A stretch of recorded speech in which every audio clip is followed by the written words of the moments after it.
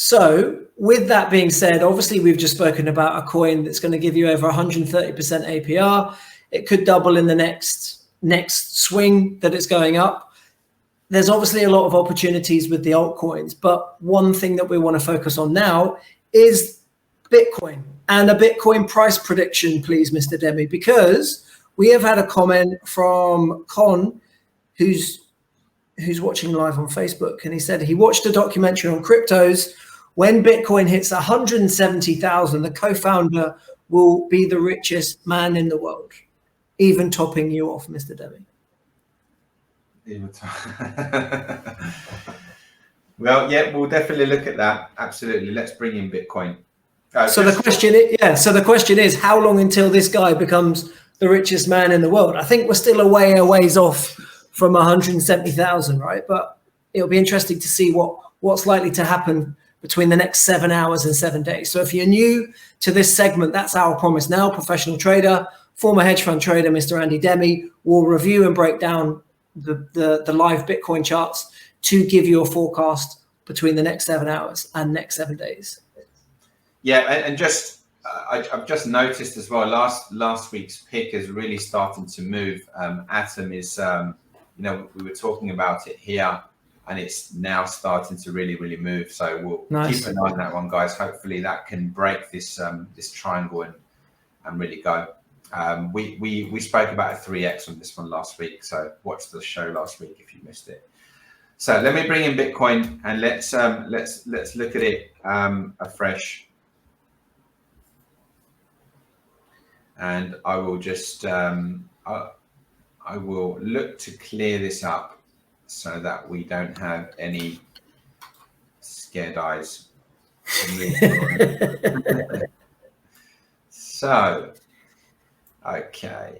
So I'm going to leave a couple of things on here, but I think it's still quite easy to read. So let's have a little look at the main chart, so the daily chart, okay, and talk about, I think we are all bullish on Bitcoin on the whole, but as we know, markets don't move in a straight line, and it's our job to try and figure out how they're going to move and where there's good opportunities to potentially get in. So as I kind of said, I'll just remind some people, when we were trying to break through, we were talking about this level here, as I recall it, and we were saying, look, if this is going to kind of go, what you need, what we said last time is what you need is we kind of need this to go above here and stay above here. And where we would be bearish, if you guys remember, I spoke about this. And why this green line, by the way, is because it was a good resistance point here. This was a fake out, came back and then went down. And so I review this the same way. Now, if you kind of look at what I was saying here, was that, look, what you need is a break above this green line. And ideally, you want to have it on good volume, okay? Which we got. You can see there, good volume, an increase in volume as we break. That's what you need to see, right, when you're breaking a significant level. Now, what I said was, as long as we stay above this green line, we are bullish, right? And that's what you kind of, if you see a close back below the green line with an increasing selling volume, I would then start thinking about a slightly deeper retracement, okay? And then we can kind of speak about that. Now, you have to be ready. Don't ever get caught off guard. Just be prepared for anything that could potentially happen.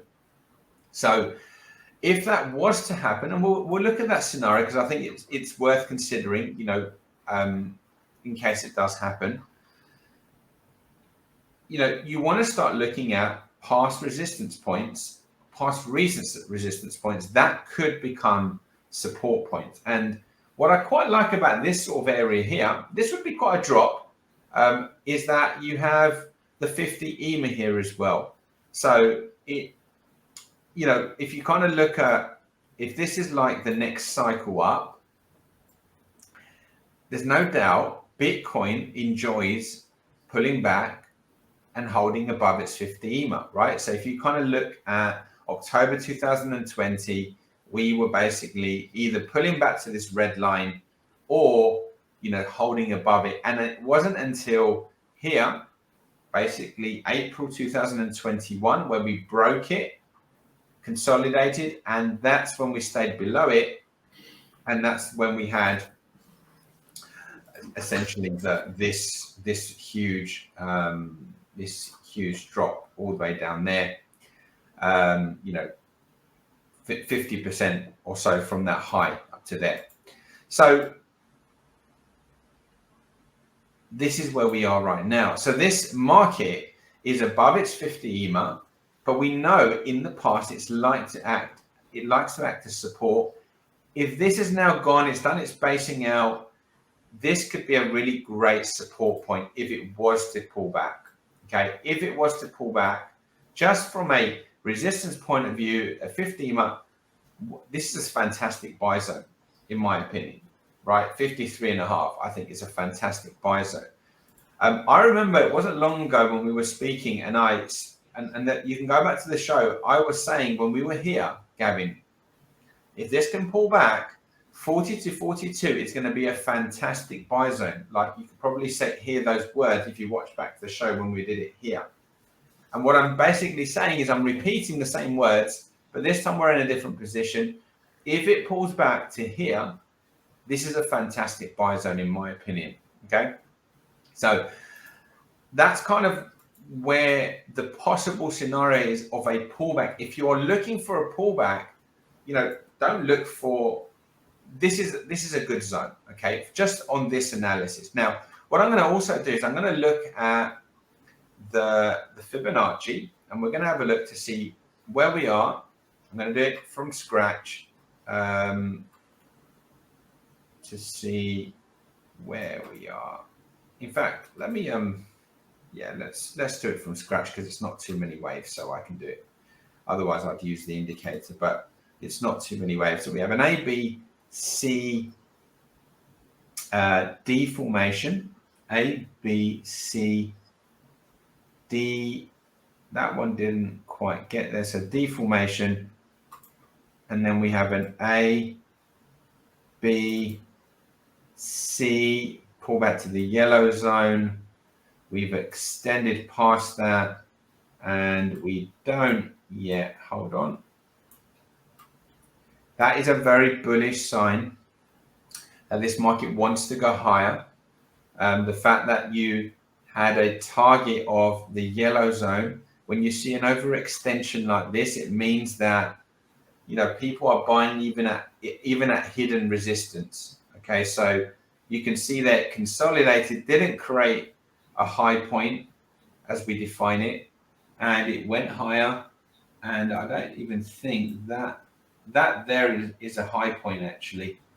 So the official high point was here. It went all the way to the 1618 instead of going to the 1272. We're going to take that high to low. And we can see right now that we are basically in the fade zone, right? So we're in the fade zone. So anywhere basically between, let me just highlight this. For those that are students of ours, they will understand this. But if you're not, essentially this area here is a possible reversal zone. And this being the sort of optimal, the market could reverse somewhere here and go back towards its 38.2, which is basically here, and the 50s here. So it's pretty close to the level that we were looking at. So if this market was to go down, this kind of backs it up. Now, on the flip side, this is Bitcoin. And the alternative to this is that this is going to not pull back in this green zone. And if we see a break above this green zone, the very likelihood is that we're going to go much higher towards this area here. So 86,000 becomes the target. Okay, so if we don't pull back and we start to break out, The way you're going to want to trade that, guys, is on the lower time frame. You want to get in on the 1 hour and the 4 hour charts, and then look to time your entry. You could do C to D's, Fibonacci C to D trades up towards 86,000. I need to switch this off because it's driving me crazy. But anyway, leave that there. So that's kind of what I'd be looking for. Now, I'm going to do another thing here, and then I don't know if we've got time, but I can quickly have a look at the lower time frames to make a case for the breakout. But Gavin will tell me if we have time. So here we have an A, B, C. Okay. Anita, I read your plan today, so always look for the 618 as we said. So the 618 is basically, hold on, let's make sure we've got the right line. Okay, so the 618 is there, which is about 64,000. I would be really interested in this area here between 64.6 and 64. I think I'm just gonna get rid of this box for a sec. I'm just gonna make this smaller. This is kind of like if you're bearish and you want to sell Bitcoin, if you're bearish short term, that's where you typically sell it there, somewhere there. Like this, the open of this bar, kind of like where the 786 is and the 618, that's kind of like your value sell. And if we just kind of see, and that takes you down to a target of roughly this zone here, which again kind of matches up with the original area. So we could be looking at, sorry, I know this is quite advanced for some people. So if it's, if it is, I apologize. But that's the kind of thing we could be looking for in Bitcoin. That would be a great setup if you can get that. The alternative, as I said, I would go to the lower time frames and look for a breakout, especially a break of a market angle, and then look to buy this up and just have smaller target and keep getting into trades and just see where it takes you. Let me know if you want me to go into the low time frames, Gavin, or if that's it. Always want you to go and do more. Always want you to go and do more. It's great to see an artist in his flow. I think you've given some really good points there. And I think most people, even though there was quite a bit advanced stuff in there, I think most people will start, if you don't understand it all, firstly watch the replay on it, whether it's going to be in the Facebook group or on YouTube. Just watch it again and just start taking these key zones that he's explaining, because I think you've done that really well. And I think it's really given us a good idea of what's to happen. So would you say that this is the outlook for the next 7 hours to the next 7 days? Could this feasibly happen within that time frame, or are we looking for a little bit longer time? Yeah, I think that I think the breakout or the pullback is likely to happen within 7 days. So I think you may have like a little bit of consolidation here, but really, if we, I mean, for those that can do market angles, do market angles, but for those that can't, essentially, the simple thing is if you close above this high with a good size volume bar, average and ideally bigger than average, the likelihood is that we're going to start to push higher. And as I said, like I would be looking at these targets here, like short term 68.8 and then this 144 72.5. But ultimately, I mean, without confusing people, if it gets to this area and doesn't look like it's pulling back and just consolidates, it's going to probably explode higher towards 86. So that's what I'm going to be looking for myself. I'd be happy for it to pull back and give people a chance to buy it a bit cheaper. But obviously what I want doesn't necessarily mean what's going to happen. So, but yeah, if I guess that the thing that we will stress is, if it pulls back and you've been looking to buy Bitcoin and you hesitate and you don't buy it, well, you know, and I know some of you guys were on that show and would have heard me speak about that 41, 42,000, but it's different when it gets there, right? Because the sentiment changes. Right now, everybody's it's green, you're all feeling happy.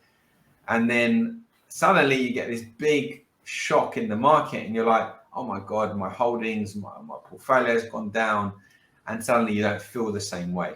So you have to act no matter what sentiment is going on around you, if that's what the plan is. Love it, Mr. Demi. Love those dropping of the knowledge bombs. So thank you very much for that. That's cool. Pleasure. So we've got Brucey on another toilet break. I think that's the wisest use of multitasking that I can think of. So awesome to have you checking in.